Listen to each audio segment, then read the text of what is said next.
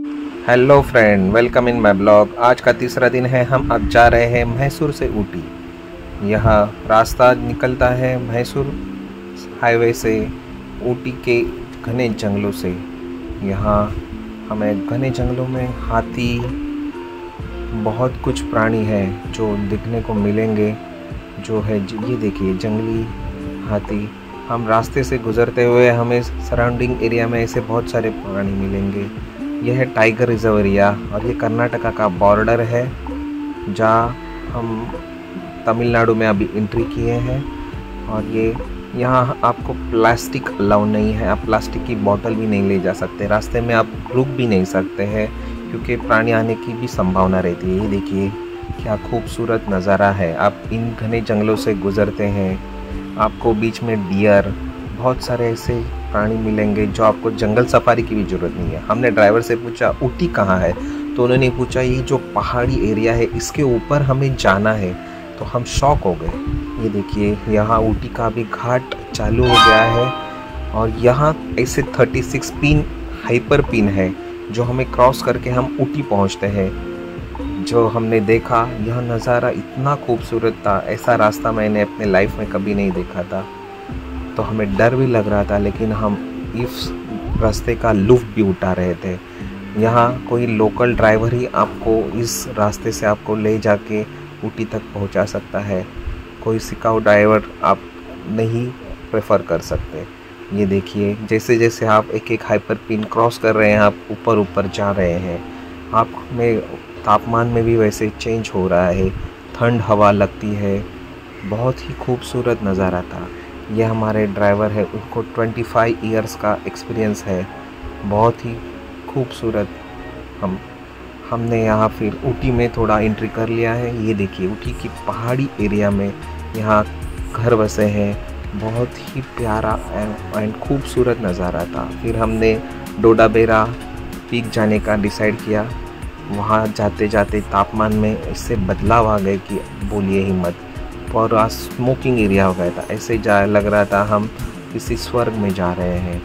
सच्ची आप ऊटी आएंगे तो यहाँ आना मत भूलना। ऊटी का नज़ारा कुछ अलग ही था, मन जीत लिया हमारा। बहुत ही खूबसूरत था यह रास्ता। आप रास्ते में ही पूरा ऊटी एंजॉय कर सकते हो। बाद में हम आ गए हैं डोडाबेरा पीक, जो ऊटी के जो ज़मीन से 2000 फीट ऊंचा है। इसलिए यहाँ बहुत ठंड रहती है, तापमान में बदलाव आते जाते रहते हैं। थोड़ी सी हल्की फुल्की बारिश भी हो रही थी। यहाँ से आप ऊटी का व्यू, टाउन का व्यू ले सकते हो, लेकिन स्मोकिंग एरिया होने के कारण हमें कुछ दिखाई नहीं दे रहा था। लेकिन एटमॉस्फेयर बहुत ही खूबसूरत था। अब बहुत इंजॉय करोगे। खाने पीने की भी बहुत चीज़ें यहाँ अवेलेबल थी।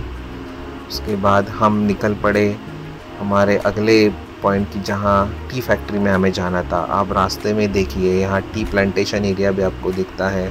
आप ट्रैवलिंग में ही इतना एंजॉय करोगे ऊटी को कि बोलिए ही मत। बहुत सारी चीज़ें आपको रास्ते में ही दिखाई पड़ेगी। ये देखिए टी फैक्ट्री है, आपको यहाँ शॉपिंग भी कर सकते हैं। जहाँ हम रुके थे वहाँ से हमने व्यू लिया, इतना प्यारा व्यू था कि बोलिए ही मत।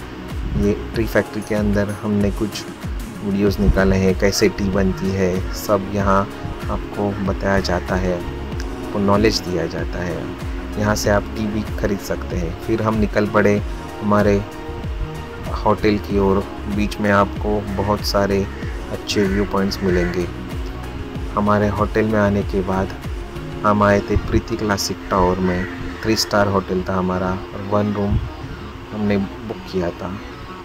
तो ये देखिए किंग साइज़ बेड था, ये टीवी था।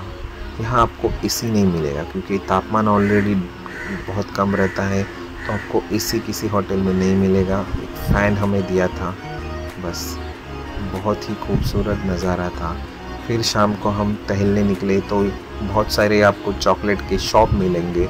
वैरायटी ऑफ चॉकलेट आपको वहाँ मिलेंगे खाने को, आप वहाँ से खरीद सकते हैं। थोड़े महंगे हैं लेकिन उनकी क्वालिटी भी बहुत अच्छी है। फिर हम शाम को डिनर के लिए होटल आ गए और बहुत इन्जॉय किया डिनर के। बाय। हम नेक्स्ट ब्लॉग में मिलेंगे ऊटी के सेकंड डे को।